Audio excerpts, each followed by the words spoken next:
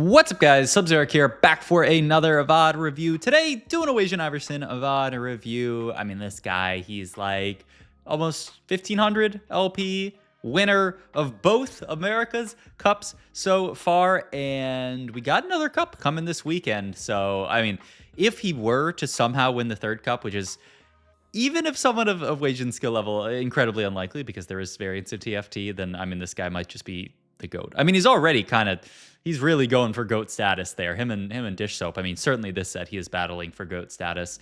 This game is just a solo queue game, but I wanted to watch it because it ended up being really, really interesting. Made some cool decisions, made some very cool augment choices that I think a lot of people would not have been as interested in making. So yeah, just wanted to check it out here. Starts off with a Void opener here with a bow, with a sword. I mean, great items to play towards Void. Can pick up this Caitlyn too as well. And yeah, actually pretty surprising he doesn't opt to hold the Jhin pair here because it is the gold generation. But I mean, I guess he's thinking I'm very, very likely to end up playing towards Void in this spot here, and I don't want to sell anything else off to hold this Jhin. Yeah, I mean, he just knows that this is going to be a strong sport. All right, first dog here, Prizefighter, Silco's Revenge, Ward Path. I mean, I don't quite think your board is strong enough for something like a Warpath. Obviously, we can't take Silco's Revenge. I think Stars Are Born is a solid take here. Solo Plate, you really want to have like an upgraded frontliner to take this, so I think you just grab the Stars Are Born here and hope that you find something that you can be happy with. Though right now, this shop is actually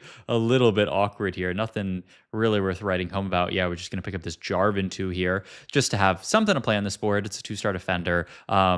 Kind of hilarious because we already had Jarvan pair, right? So I mean, I guess he couldn't have no, he could have, I think, actually done the full bench thing, right? Couldn't he have if you bench this cog mod and you buy this Jarvan, I believe it doesn't consume the charge of Stars Are Born here. But maybe he's saying, you know, hey, I want the freedom to sell this stuff to be able to level and sell off the other Jarvans. It makes sense, I guess. But I think he could have done that little trick. I don't know if I believe it does work with even if you don't have a full board, if you just have a full bench. If you have a full bench and you buy this Jarvan, the game can't give you a 2-star Jarvan. It can just buy the one out of the shop. It's kind of a little, not exploit, but I mean, I don't think it's, I don't know if it's 100% intended, but it is the way that it works. But hey, now we can sell off these Jarvans, hold on to these other guys. Ooh, we do it a Cho'Gath pair here, and yeah, I think we can definitely pick this up here. This gives us better frontline. This allows us to play Caitlyn here. Really nice swap out here from Wasian saying, you know, I don't actually need to play defender on this board because now I have this Cho2, though, oh my god, he's actually going to super aggro level here for the Jarvan. The 2-2 level here, just saying, I still get to make 10 in this spot. There are perhaps some fights that I will end up losing here, especially because I don't have an item slam here, so I might as well, yeah, just make this double level here and try to play for the 5 streak here, especially the Stars Are Born. It feels really good, and we definitely get rewarded for it there. My god, we pick up Swain from shop here. Only downside to this is we don't really have anything to play for. You know, this extra unit slot onto our board here. Yeah, he's considering, I mean, surely Cog 1 is actually better than Mal's just because you have this setup here. And look at this, he's going to make the full GS slam here, just saying, 1, maybe this board that we're fighting is a little scary, and 2, we want to unlock the Orianna because we need an extra unit to put in, and that's exactly what Orianna can be. That's Pilt over here, guaranteed. So yeah, nice stuff for Wasian. Just going to play the random Ori on his board after this and keep his streak going here. I mean, already just like a pretty cool early game. A lot of interesting decisions that he had to make here. With Cloak open here, so I assume we are going to play into a Void game. I imagine we would want to just take some kind of tank item here. I mean, it's a 3-cost gargoyle if you want it here. Gargoyle, even after the buffs, I don't think is an item that a lot of people are that interested in. Just going to take the 90 cal nets here just because it is a good early game option. The earlier it is, the more kind of like percentage of the enemy board that you're basically stunning. So yeah, really nice in the early game here. And he is going to position for Gargoyle, saying, you know what, if it gives me my 5 streak, I will slam it. And he does slam versus this player here. A lot of upgrades. I wonder if we actually needed a slam Gargoyle here. It's a little, I feel like we should be fine here. Yeah, I think he realized that this is a bit, I mean, no, I mean, I don't think we truly in our heart of hearts needed to make Gargoyle here to win this fight, just because we were against a Kog'Maw 1. They had a lot of upgraded frontline, but not enough damage. But still, I mean, make the slam here. It's a solid slam for the early game. And once again, you know, if a slam can give you a 5 streak, you should be happy to slam most items. You know, like as long as it makes any sense at all for your game plan, I think you should be fine with that. And Gargoyle, you know, it's not the best tank item in the world, but for something like a Rift Herald later, it does actually like make sense. You know, the Rift Herald likes a lot of units targeting her, and so the Gargoyle literally does that. We're also holding on to the extra voids here to get 4 void in on our next level up here. Probably just going to have to drop out of this Piltover, and on 6 play 4 void. Makes a lot of sense here, just to get that that void mod for the Cho'Gath at this point, right? I mean, that's our most upgraded unit, 2-star 2 cost here. And hopefully we can get some other items for Kaisa. We have the GS made already, which is, I mean, it's fine, but you really want to get towards like IE, Shojin, stuff like that. Get a BT here, which certainly won't be slammed. I would assume we have seen. I mean, we saw Setsuko slamming BT aggressively yesterday. So I mean, maybe. Also, yeah, finds the Leona here and is gonna opt actually, because we have the Ori too. Yeah, just gonna play this onto her. Oh, he's even thinking about. Nah, surely Leona's better than another stack of long shot here. Yeah, I thought for sure he was gonna try to play for the 4 void here to get the void mod here, but I guess he's saying, you know what, Leona's a fantastic unit because we found her and because we found the Ori too. It all of a sudden becomes like we want to play the Ori, and the Leona's a nice +1 on this board. So yeah, he's going to end up having to sell off Malzahar very likely. Yep, he is going to sell this here. All right, here's where the game gets a little bit interesting here. Port Forge, Golden Dragon, unsealed from Steel. Portable Forge, obviously a solid. You know, you can get an item for your backliner, your Caitlyn, which is eventually going to turn into the Kaisa here. You can get, you know, a solid tank item here. Unsealed from Steel, there's some interesting options there as well, as far as, you know, like the tank option. But the really interesting option here is the Golden Dragon. And if you guys haven't clicked this augment yet this set, it's not amazing, so I wouldn't blame you. You get a Moguls. When you put the Moguls, that unit becomes, Colossal was the traits way back when. It becomes a dragon, essentially, where it takes up 2 slots. It gains 700 HP and 20% durability. These are insane tank stats to give to a unit, but obviously you lose out on the unit slot, which is huge. But Wasian looks at this and pretty much, I mean, he thinks it through for a bit, but pretty much instantly he says, you know what? This is actually really, really good in this spot. One, I already have a 2-star 2-cost frontliner with a Gargoyle.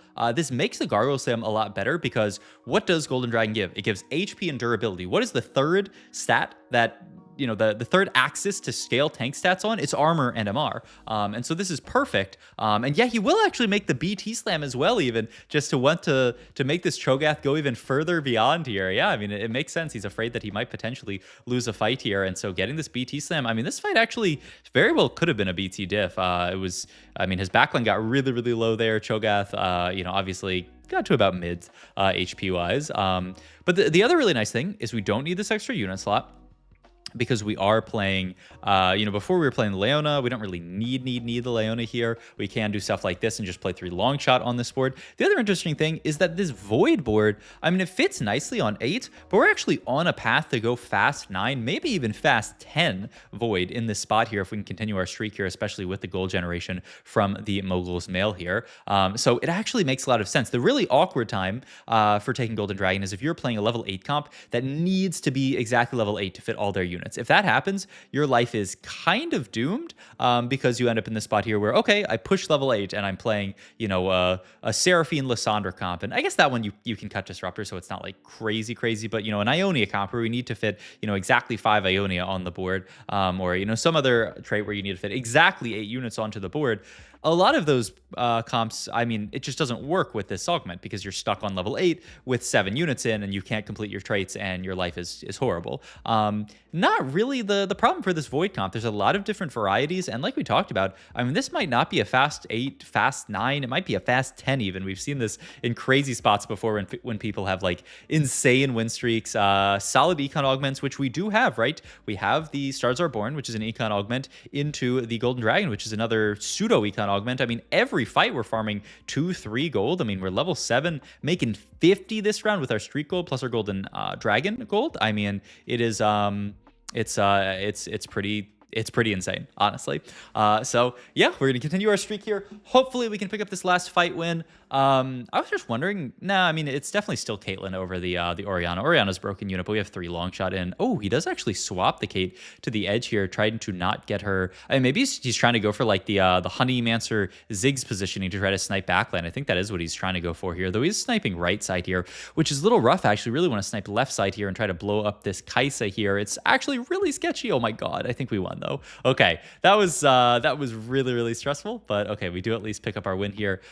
Keep our streak alive, and yeah, the spot looking very good here. Ooh, this is a nice idea as well. So I mean, this is actually funny. So yeah, he slammed everything, and I was like, oh, he's unlocking Skarner. No, he just wanted to unlock the Kaisa here, but ends up realizing, oh, if I put the gargoyle there, then I'm gonna unlock Skarner as well, which I don't actually want on this board here. The Cho'Gath is gonna be a very nice tank until we find the 2-star Herald here. All right, crack open this item anvil here. We get an LW. Our items end up I mean, they're almost really good. You're going to have to reforge something here. I guess, I mean, now that you have LW, do you reforge another glove here and just look for tier items? Or it's actually really tough here. I guess it's tier, because then worst case, you could always make like a TG or something like that. Wait, how does this work? He doesn't get Mogul's Mail down in time. So does this, I guess this just doesn't give the dragon effect here. Yeah, that's what happens if you slam it middle of combat. It's actually really rough here. Hopefully you can get some slams off here. Does end up reforging tier here and ends up just being forced to make Hodge here to try to save streak. We'll see, can the Cho'Gath live long enough? This is a Lysandre 2 that we're fighting. Oh, this fight is actually really rough here. Yeah, I mean, the fact that it was a hard turn to get everything done in time. We do also unlock Set, which I don't know if that was intentional or not here, but I mean, losing out on Golden Dragon is pretty rough there. All right. What do you take here? Last second save for a giant golden dragon? I don't hate it.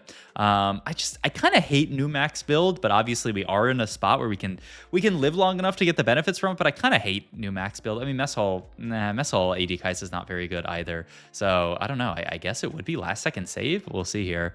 I mean, it's not this. It's not this. Yeah, I mean, it must be this. Okay, makes sense. And he does kind of, yeah, we have the golden dragon here. So we do have to, you have to cut a unit, right? He still has 8 units in. Wait, no, he has, no, he caught one. Oh, he caught one. I don't know why this thing over here is baiting me so hard. I don't know why it's showing that, but okay, this is 7 units. I don't know, it's like scaring me, but okay, we will continue on this pathway here with the gold. Now we have the golden dragon effect back in here, so the Cho'Gath is doing a lot of work again. Monstrously tanky. Actually, really unfortunate that we did end up losing that other fight, just because I think if we had been able to get golden dragon off, we would have actually won and continued our streak here. But still very rich, very healthy here. 91 HP still, 68 gold here, and on the way to level 9. It'll be interesting to see how Wasian does navigate this spot, because I don't really feel like we're rich enough to go like a fast 10 here. We would have needed like last augment econ here to really feel good about a fast 10 here. So it's likely going to be a fast 9 and then roll on 9 on like maybe a 5-2. We'll see where we go from there.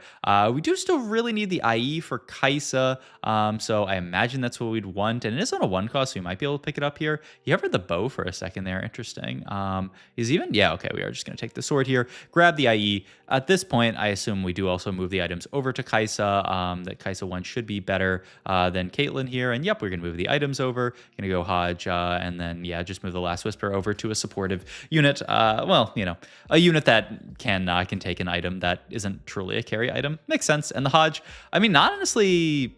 Oh, wait, this is kind of a scam. I mean, we win this fight for free, but we lose out on Golden Dragon stacks. I mean, it's worse than if we had fought somebody and farmed up some extra luck from Golden Dragon, Sag. But I mean, we are probably one of the weaker people in the lobby, so honestly, it's probably a high roll looking at some of these other boards here. I mean, honestly, that other Void player looked pretty weak. Also, I realized as he scouts here, Void player, that was 4 Kaisas out already. Ours is the 5th Kaisa. It's actually a little sketchy to make it to Kaisa 2 this game, which makes you even more so want to go like a fast 9, fast 10 style and just kind of skip the Kaisa. You can always pick up Ziggs, but we don't have Ziggs items. We have all these AD items that have to go onto some kind of AD item holder, and I mean the Kaisa is our best bet for now, but I don't know what it's going to be later here. All right, so we do pick up the Belveth here and a Shiv and an Ornn, though I don't know. I mean, Ornn is a very strong unit. I don't know if you can truly fit him on this board. You have like the if we do get to the Nautilus, you have the Nautilus to kind of bridge the gap, but I don't really know if it's enough. Seems a little bit sketchy here, but we'll see. Pick up, we don't have heal cut left, right? So that's the main thing we have to build. So kind of forced to build Morello, and then I feel like we would still really like a real tank item here instead of this BT here, like a Morello second gargoyle. Oh, he's gonna opt to make Sunfire actually as his item, and then move Gwinsu. Ooh, Gwinsu, and then he's going to go for AP Kaisa here in this spot and then move the AD items over to Caitlyn. Interesting here. Just saying, when you have a front line of this magnitude, it does actually, you know, make sense to play for AP Kaisa. She really, really likes these like Giga front lines. It also does look like he is just making his way downtown, going fast 10 here. He's saying like, I'm 50 HP here. I can sack 2 more. It's going to be a bit sketch, but I mean, if I can make it to the Herald can hold, or the Baron. The Baron can hold all the AD items, and then Kaisa can hold the AP items. That's part of the reason I think that he also wanted to go towards AP Kaisa, is I can move the IE, I can move the BT over to the Baron Nasher. Once we make it there, though, we're going to be a little bit low. We're going to be a little bit low. We're also missing Mal's, right? We don't have Malzahar, I believe, because we had the one earlier, but we had to sell the one for Econ. I don't think we've seen one since, which is a little yeah, he's gonna roll a little bit on 9 here to say I must find the Mals.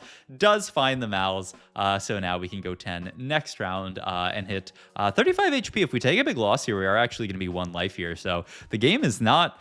It's scary. It is scary, but Baron Nashers is a big spike here. I will say also, shout out to Riot Games for reducing the XP to 9 by 8 gold here, because if we had to come up with another 8 gold here, I don't know if we'd be able to make it here. But Wasian, I mean, just seeing his out, saying it's going to be very hard for me to hit the Kaisa 2 here. I can actually make it to the fast 10 here. Pick up... so we have the Sunfire as a tank item. Is Declaw good at all in this lobby? Because we're basically... I mean, I guess Hodge is going to move up, so you go for Kaisa item, right? It's going to be Hodge, IE...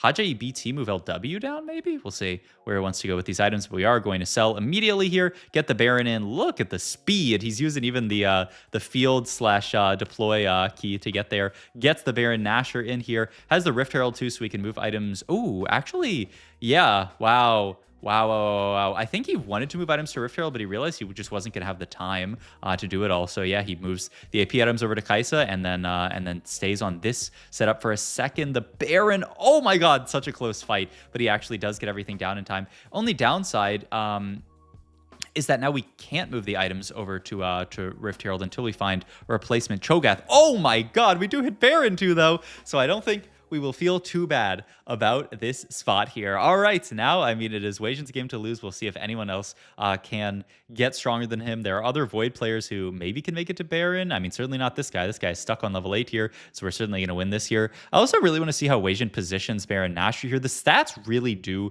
like middle Baron. I remember looking at these stats in Paris in like a hotel room with somebody, and I was like, oh yeah, the stats like really like just like Baron in the middle, just because you don't want Baron to get targeted. The way that you lose these fights is Baron gets focused down and die, and Baron in the middle here is just not going to have that happen usually. So that's the idea at least. But yeah, I mean, at this point, we just got to cap out as high as possible. We do have a remover now, so we can move items off of that Joseph Gath here if we want to, over to the Rift Herald here, and yep, we are going to move these items over here. And then just pick a last tank item here. Is it really, it's Steadfast over Warma? I guess, yeah, that makes sense. I mean, this guy's a bruiser, has a ton of extra HP here, and then the Sunfire can just go on the bear one here. Decent enough here. But yeah, I mean, as long as this Baron doesn't get like one tapped randomly by something, we will win every fight. Just the DPS from the Baron is huge. Also, the double healing on the Baron is huge as well, to make sure that the Baron does never get one tapped. So I think this is going to be a dub for Wasianiverson here. I mean, just such a cool line. The fast 10 Golden Dragon, a Cho'Gath with the Gargoyle Slam, with the BT Slam as well. I just like so many cool decisions from Wasianiverson that end up paying off and allowing him to make it a 10 here, or reach this Baron and get the dub in a game that, you know, otherwise, I mean, maybe the spot wouldn't have even looked that good, especially if we hadn't gone fast 10. If we tried to roll deeper on 8 or 9, our spot would have looked pretty bad. So really cool game from Wasianiverson. Hope you guys enjoyed this video as always. If you did, please like, comment, and subscribe. Check out my Twitch for my Metafy. I'll leave the links down below, and I will see you guys in the next video. Thanks for watching as always.